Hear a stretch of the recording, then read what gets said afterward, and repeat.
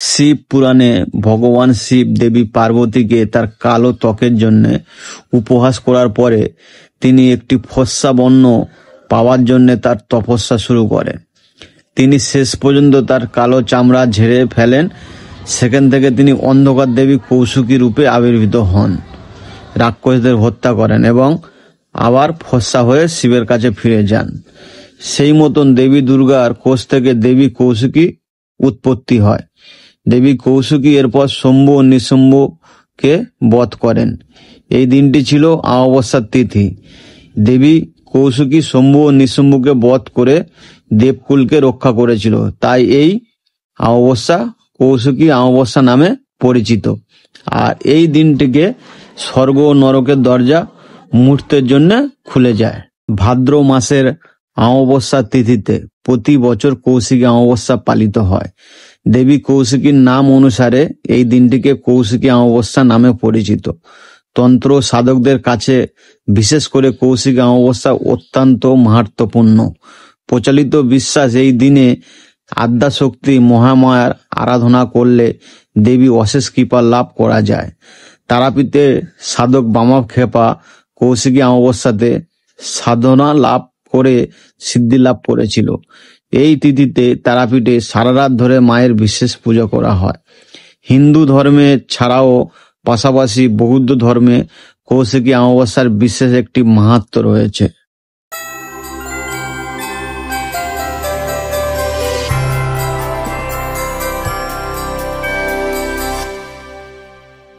তো বন্ধুরা, কেমন আছো? আশা করছি সবাই ভালোই আছো।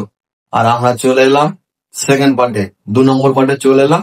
তো এই কৌশিকী অমাবস্যা উপলক্ষে তারাপীঠে পুজো দেওয়ার জন্য আমরা এসছি। তো 1 নম্বর পার্টে সমস্ত তথ্য দেওয়া আছে। তো আমরা কিভাবে কলকাতা থেকে তারাপীঠে আসলাম তার সমস্ত তথ্য দেওয়া আছে। 1 নম্বর পার্টটা অবশ্যই বন্ধুরা দেখে নেবেন। আর 2 নম্বর পার্টটা হতে চলেছে বন্ধুরা তারাপীঠের সমস্ত জায়গা নিয়ে থাকছে, আর কিভাবে পূজা দেবো এই কৌশিকী অমাবস্যার মাহাত্ম্যটা কি তার সমস্ত ডিটেলস আপনাদের কাছে বলবো। আর মোটামুটি এখন 5:20 বাজে। তো আমরা হোটেলে এসে দুপুরবেলা একটু খাওয়া দাওয়া করে রেস্ট নিয়েছিলাম, একটু ঘুমিয়ে পড়েছিলাম। এখন ফ্রেশ হয়ে তো বেরোচ্ছি। আর আমরা যে হোটেল কাকাতুয়াতে আছি, তো এই যে সবজি বাজার, তারাপীঠের যে সবজি বাজারের মধ্যে, তো তারাপীঠ মন্দির থেকে মেন মন্দির থেকে মাত্র 3 মিনিট পায়ে হেঁটে সময় লাগে। তো যাই হোক বন্ধুরা, তো এই ব্রাহ্মণ আমরা বলেছি, তো ব্রাহ্মণ আমাদের আসছে হোটেলে। তো ওনার সঙ্গে আমরা কথাবার্তা বলবো সে পূজাটা কিভাবে দেওয়া যায়, এবং আমরা কিছু অন্নভোগ দেবো, সেই অন্নভোগের বিষয়ে কথা বলবো। তো আমরা হোটেল থেকে বেরিয়ে গেলাম এই যে সবজি বাজার সামনে, আর এই সবজি বাজারের সামনে কাকাতুয়া ডিলাক্স লজ।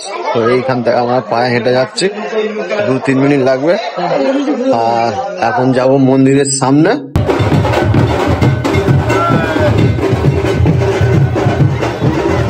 আর এখন চলে এসেছি সাধক বামাক্ষেপার ঘাটে। এটাই হচ্ছে সাধক বামাক্ষেপার ঘাট। এটাই হচ্ছে গিয়ে দ্বারকা নদীর ওপরে ব্রিজ করা হয়েছে, আর সেই হলো দ্বারকা নদী। আমি দুটো পলিথিন নিচ্ছি।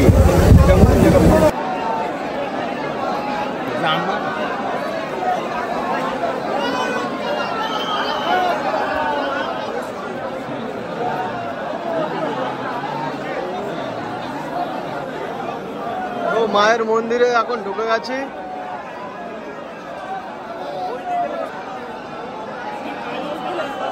খেতে হবে।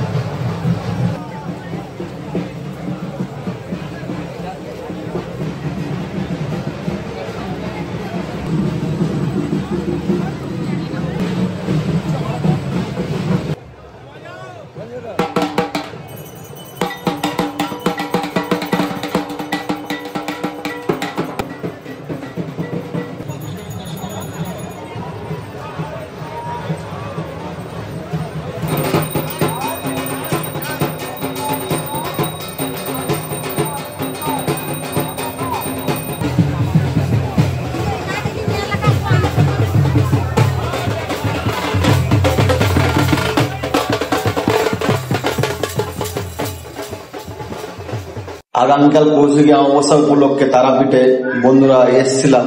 তো মায়ের পূজাটা মোটামুটি ভাবে দিয়েছি, কারণ মায়ের মন্দিরের ভিতরে ঢুকতে পারিনি।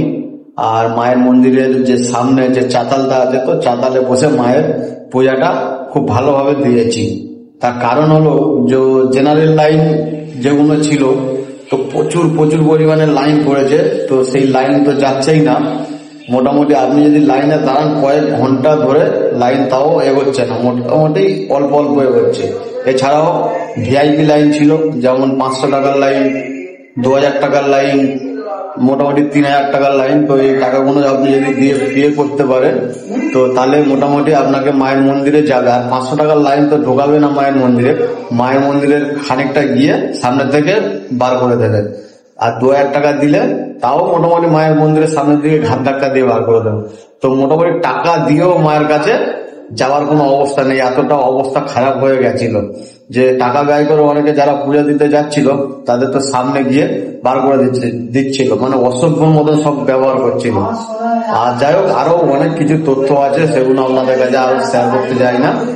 মোটামুটি কালকে চাতালে বসে ভালোভাবে পূজাটা দিয়েছি, আবার আজকে বেরোচ্ছি। তো মায়ের মন্দিরের দিকে যাব, দেখা যাক। একটু মায়ের দর্শন তো মনে হয় হবে না, যা ভিড়, কি হয় দেখা যাক। এর আগে আমি বহুবার তারাপীঠে এসেছি। তো তারাপীঠের বিভিন্ন সাইট সিন, মা তারার মন্দিরে পূজা দেওয়ার অনেক রকম ভিডিও আছে। তো বঙ্গতন্ময় চ্যানেলে, আমার বঙ্গতন্ময় চ্যানেলে ছাড়া আছে ভিডিওগুলো। তো এই ভিডিওর লিঙ্কের, তো চ্যানেলের লিঙ্কটা দেওয়া আছে। তো আপনারা মোটামুটি ক্লিক করে তারাপীঠের বিভিন্ন ভিডিওগুলো দেখে নিতে পারেন। তো আজকেও আমরা একটু শ্মশানে চলে এলাম। তো শ্মশানে ধারে অনেক কিছু ঘড়িরা এখনো আছে। তো এখানে দেখতে পাচ্ছেন অনেকটা ভিড় হয়ে গেছে, এখানে হোমযজ্ঞ হচ্ছে।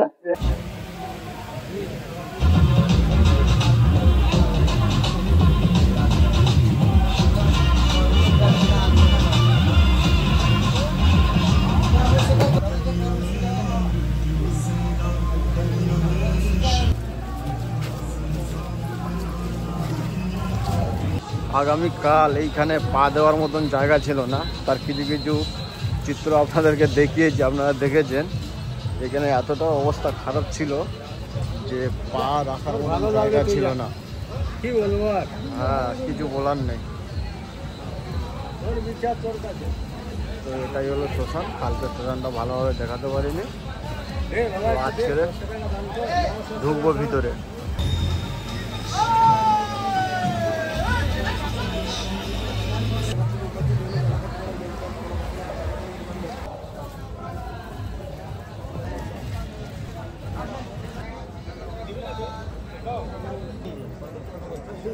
আমরা সাধু কি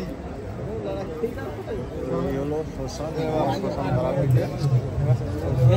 এইখানে আরো কালকে অনেকটা উঁচু করে ত্রিশূল করে এখানে মোড়ানো যাবে, সেটা এত ভিড়ের কারণে আপনাদের দেখাতে পারিনি। প্রচুর ভিড় ছিল এইখানে। আর এই যে শ্মশান, মোড়া উঠছে, উপরে দেখতে পাচ্ছেন ধোঁয়া উঠছে। তো এইখানে এখনো অগরীদের কিছু কাজ বাজ চলছে, যেহেতু এখন অবস্থা প্রভাব রয়েছে হালকা।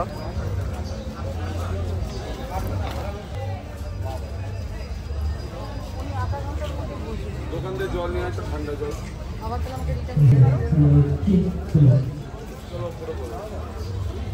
এখনো হোমের কাজ চলছে এখানে। আর এখন চলে এসেছি বামদেব বাবার সমাধিস্থলে। তো এই যে পিছনে দেখতে পাচ্ছেন পূজা দেওয়ার জন্য এই যে লাইন পড়ে গেছে, এদিকেও বামদেব বাবার সমাধিস্থল আছে।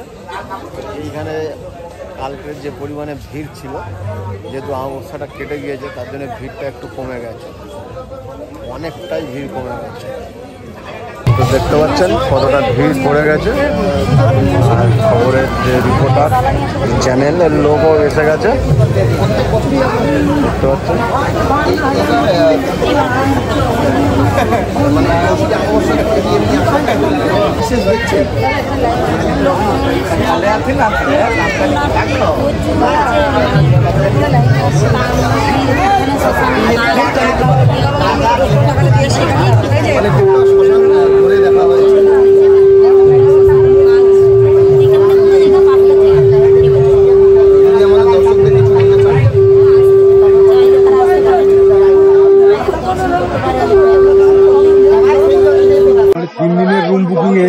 আর এত ভক্ত, সবার তো পুজো দেওয়া সম্ভব না ছেলেপুলি ফ্যামিলি নিয়ে।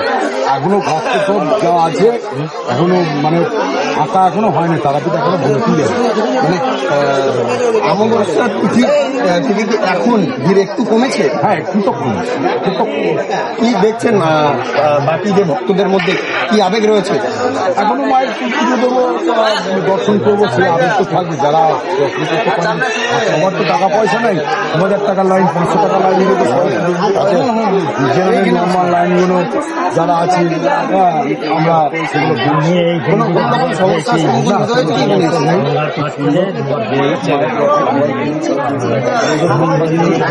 তাছাড়া শ্মশান চত্বর রয়েছে, সেটা কি পুরোপুরি ঘুরে দেখা হয়েছে? পুরোপুরি দেখা হয়েছে, মানে প্রত্যেক বছরই আসে না? প্রত্যেক বছরই আসি কম বেশি। প্রচন্ড বৃষ্টির জন্য আরো অসুবিধা হলো, তাহলে আরো ভক্ত হতো। 5-7 লাখ লোক হয়েছে, এটা 10-12 লাখ লোক হয়। এবছর লোকটা একটু কম হয়েছে অন্যান্য বছর। আপনার নাম? আমার নাম রতন কুন্ডু। বাবা কাবার মন্দিরে এখানে পূজা দেওয়ার জন্য তো একটু গন্ডগোল বেঁধে গেছে, কারণ এরা টাকা নিয়ে পুজো দেওয়া, কিন্তু টাকা নেওয়ার কোনো রায় নেই, তবুও টাকা দেওয়ার জন্য। এটা ব্যবসার জায়গা হয়ে গেছে, লোক বেড়ে গেছে। ব্যবসা 50 টাকা 100 টাকা দিতে হবে, এটা ব্যবসা শুরু করে দিয়েছেন নাকি? একদম ঠিক আছে, 10 টাকা করে ঠিক আছে, 50 টাকাই তো কথা আছে। আমি গরিব মানুষ, 2 টাকা দিব। পালিয়ে গেল, তারা মায়ের নাম ডুবে দিচ্ছেন একদম। এ বাবা, টাকা চাইছিল কে? কি দক্ষিণ হ্যাঁ, 20 টাকা ঠিক আছে, 15 টাকা ঠিক আছে। না না, 20 টাকা আমরা যার মর্জি কুটা আমিও দেবো।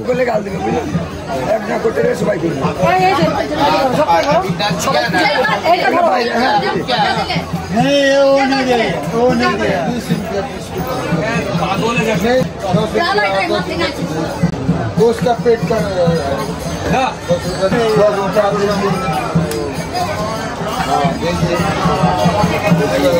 তো আবারও আমরা মায়ের মন্দিরে চলে এসেছি। তো গেটের সামনে মোটামুটি কালকের মতো অতটা পরিমাণে ভিড় নেই, আজকে একটু খালি আছে।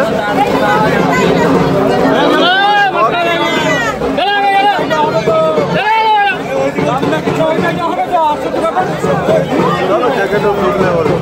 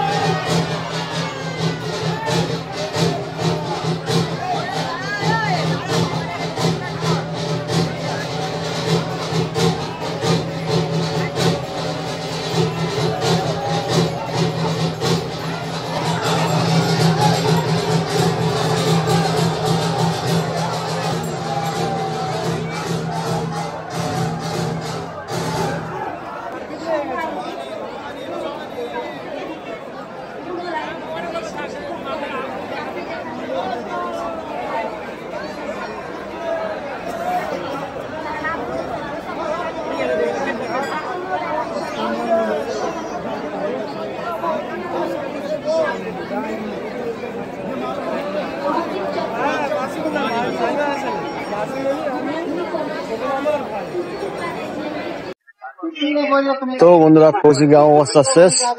তো আজকে আমরা ঘরে যাচ্ছি, আর এখন যাচ্ছি রামপুরহাট স্টেশনে, হোটেল ছেড়ে গাড়ি করে স্টেশনে চলে আসলাম। আর মোটামুটি বন্ধুরা ভিডিও এখানে শেষ করব। আর ভিডিও যদি ভালো লাগে বন্ধুরা please like comment share and please বন্ধুরা সাবস্ক্রাইব করে দেবেন। আর যারা ফেসবুক থেকে নতুন দেখছো বন্ধুরা প্লিজ পেজটিকে ফলো করে দেবেন। আর ইউটিউব থেকে যারা নতুন দেখছো চ্যানেলটিকে সাবস্ক্রাইব করে দেবেন। আর দেখা হচ্ছে অন্য কোনো ভিডিও নিয়ে, ততক্ষণ সবাই ভালো থাকবেন, সুস্থ থাকবেন, টাটা।